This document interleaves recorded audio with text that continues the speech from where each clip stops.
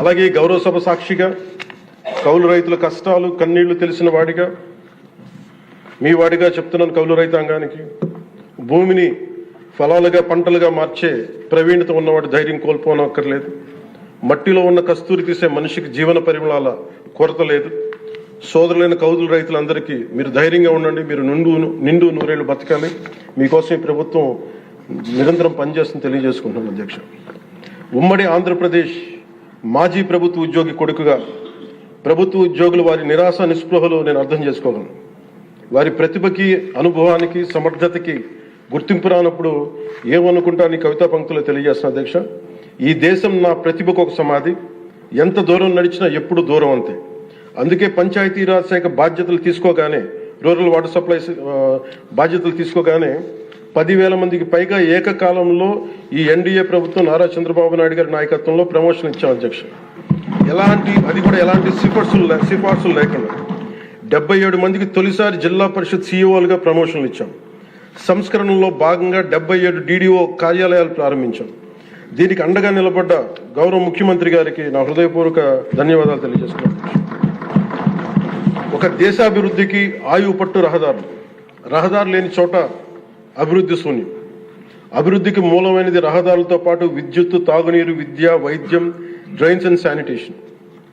దాదాపు 2 ఏళ్ల పాలనలో ప్రపంచ కప్ గెలిచిన visually challenged women cricket team captain Deepika మొదలుకొని మొన్న పోలీస్ జాబ్స్కి లెటర్స్ ఇస్తున్నప్పుడు ఉద్యోగంలో వచ్చిన యువ కానిస్టేబుల్ కానీ, ఉదయగిరి నియోజకవర్గంలో స్కూల్ పిల్లలు కానీ, ఇలా ఎందరో ఒకటే అడిగారు. అధ్యక్ష, మాకు కనీసం నడవడానికి, మా స్కూల్కి వెళ్ళడానికి, మా ఊర్లు వెళ్ళడానికి, మాకు రిలేటెడ్ ఊర్లు వెళ్ళడానికి రోడ్లు వేయండి అని నిండు గర్భిణీలు కూడా ప్రాణాలు అరచేతులు పట్టుకుని కొండలు గుట్టలు దాటుకునే పరిస్థితుల్లో జాతీయ ఉపాధి హామీ పథకం కింద PM జన్మన్ రాష్ట్ర ప్రభుత్వ నిధులతోటి అడవి తల్లి బాట పేరిట 625 గిరిజన గ్రామాలను అనుసంధానిస్తూ 1,005 కోట్లతోటి 1,069 కిలోమీటర్ల రహదారుల నిర్మాణం చేపట్టాం.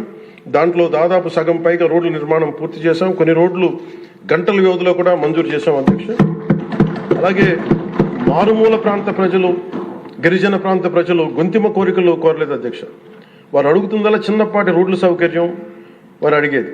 ఆ రోడ్లు మంజూరు చేసినప్పుడు, పూర్తి చేసినప్పుడు ఆ ప్రజల కళ్ళలో నాకు అనిపించేది ఇవే. గుక్కెడు నిశ్శబ్దం తాగి చిరిగిన చీకట్లు కప్పుకొని పడున్న నాకు కమ్మని ఆశాముద్రమ కానుకగా తెచ్చాం. స్వాతంత్రం వచ్చి 7 దశాబ్దాలు దాటిన విద్యుత్ వెలుగులు లేని 17 కుటుంబాలు చెంది ఒక మారుమూలన గిరిజన గ్రామానికి ₹1,00,00,000 పైగా వెచ్చించి 17 కుటుంబాలున్న గ్రామానికి 9.6 కిలోమీటర్ల మేర 200 పైగా విద్యుత్ స్తంభాలను పాతి ట్రెడిషనల్ పవర్తో పాటు PM జన్మన్ పథకం కింద సోలార్, విండ్ ఎనర్జీతో పాటు హైబ్రిడ్ విద్యుత్ వ్యవస్థని ఏర్పాటు చేశాం. అధ్యక్ష, ఆ విద్యుత్ వెలుగుల్లో, గిరిపుత్రుల్లో, గుండెల్లో నాకు ఈ భావన చాలా బలంగా తెలుసు. వెలిగిన బల్బును చూసి వారు ఒకటే అనుకున్నారు. అధ్యక్ష, పొద్దు గుంకితే చీకట్లో బతికే ప్రజలు ఆ వెలుగుతున్న బల్బును చూసి ఎన్నాళ్ళకి మా అతిథిగా వచ్చాం, ఈ సుధీల కుటీరానికి ఇంత వెలుతురుని తెచ్చామని వారి గుండెల్లో ఉన్న వారికి ఆ భావన నాకు నిజంగా తెలిసింది. అధ్యక్ష, గౌరవ ప్రధాని శ్రీ నరేంద్ర మోదీ గారు వ్యక్తిగతంగా జల్ జీవన్ మిషన్ చాలా ఇష్టపడి ఎంతో బడ్జెట్ దాదాపు 191,011 కోట్లు ఆయన 1924 మధ్యలో ఈ జల్ జీవన్ మిషన్కి బడ్జెట్నిచ్చి ఈ దేశ సగటు పౌరుడికి కనీసం సరాసరి 55 లీటర్ల రక్షిత మంచినీరు అందించాలని లక్ష్యంగా ముందుకు వస్తే గత ప్రభుత్వం కేంద్రం నుంచి 27,000 కోట్లు కేంద్ర ప్రభుత్వం ఆమోదం తెలిపితే ఖర్చు పెట్టింది వాళ్ళు దాదాపు కేవలం 4,000 కోట్ల. అధ్యక్ష, అందులో కేంద్రం వాటా 2,000 కోట్లు. 4,000 కోట్లు ఖర్చు చేసి పైప్ లైన్లు వేయడం తప్ప ఒక్క గ్రామానికి సంపూర్ణంగా నీరు ఇచ్చింది లేదు. జైజీవన్ ముగిసే నాటికి అలాటెడ్ 27,000 కోట్లను వాళ్ళు ఖర్చు పెట్టింది మినహాయిస్తే 23,000 కోట్లు వినియోగించుకోలేపారు. అధ్యక్ష, అలాగే అది ఎక్స్పైర్ అయిపోయిన తర్వాత కూటమి ప్రభుత్వం నారా చంద్రబాబు నాయుడు గారి నాయకత్వంలో అధికారంలోకి వచ్చిన తర్వాత ముఖ్యమంత్రి గారు, కూటమి నేతలందరూ కలిసి కేంద్ర నాయకత్వాన్ని అడిగి ఇంకొక పొడించుకోగలిగాం. ఈ ప్రయత్నంలో 1,242 కోట్లతో Uddanam, Dhone, Pulivendula multi village project స్కీమ్స్ని మే నాటికి పూర్తి చేయాలని లక్ష్యంతో ముందుకు వెళ్తున్నాం. అధ్యక్ష, అలాగే ఈ కొత్త సంవత్సరంలో కూడా కొత్తగా ఇంకొక 5 జిల్లాల ఈ ఎక్స్టెండెడ్ పీరియడ్లో కొత్తగా 5 జిల్లాల పరిధిలో 7,910 కోట్లతోటి వచ్చే 2 ఏళ్లలో పూర్తి చేయాలని లక్ష్యంగా పెట్టుకున్నాం అధ్యక్ష. చిత్తూరు, ప్రకాశం, పల్నాడు, ఉభయ గోదావరి జిల్లాలో చేపట్టిన పనులు పూర్తయితే వచ్చే 30 ఏళ్లలో 1,21,00,000 ప్రజల రక్షిత మంచినీటి అవసరాలను తీరుస్తుంది. మిగిలిన 960 కోట్లతోటి మల్టీ విలేజ్ స్కీమ్స్, అలాగే నీటి ఎద్దడి తీవ్రత ఉన్న పంచాయతీ మంచినీటి సమస్యను తీర్చే విధంగా గౌరవ సీఎం గారి ఆధ్వర్యంలో ప్రణాళికలు సిద్ధం చేస్తున్నాం అధ్యక్ష. గత ప్రభుత్వపు అరాచక, అసమర్థ, అవినీతి పాలన వారసత్వపు సమస్యలు ఎంతో ఎన్డీఏ ప్రభుత్వానికి చాలా పెను సవాల్గా మారినాయి. కానీ ముఖ్యమంత్రి గారి పరిపాలనా అనుభవం అన్నింటినీ అధిగమిస్తూ ఇచ్చిన మా ప్రతి మాటని నిలబెట్టుకుంటూ ముందుకెళ్తున్నాం. సంక్షేమం, అభివృద్ధి రెంటిని సమన్వయపరుచుకుంటూ ముందుకు వెళ్తున్నాం. మొన్న గవర్నర్ గారి ప్రసంగంలో అదే ప్రస్ఫుటంగా గోచరించింది.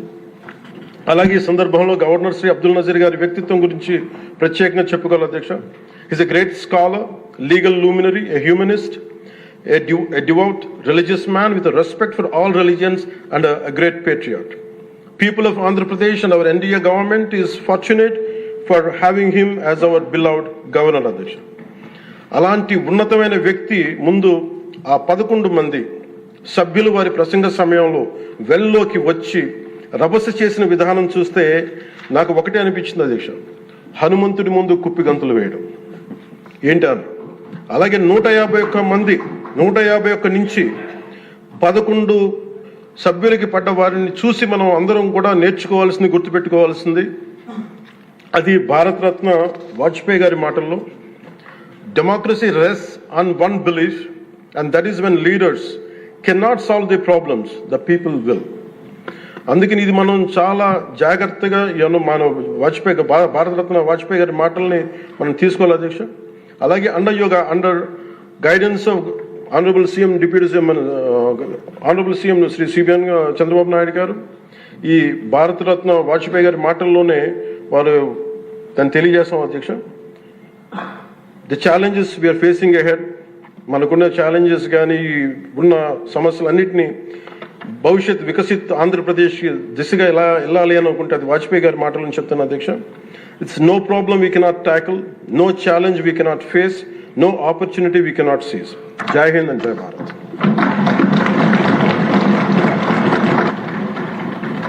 ఇప్పుడు గవర్నర్ గారి ప్రసంగానికి ధన్యవాదములు తెలిపే తీర్మానం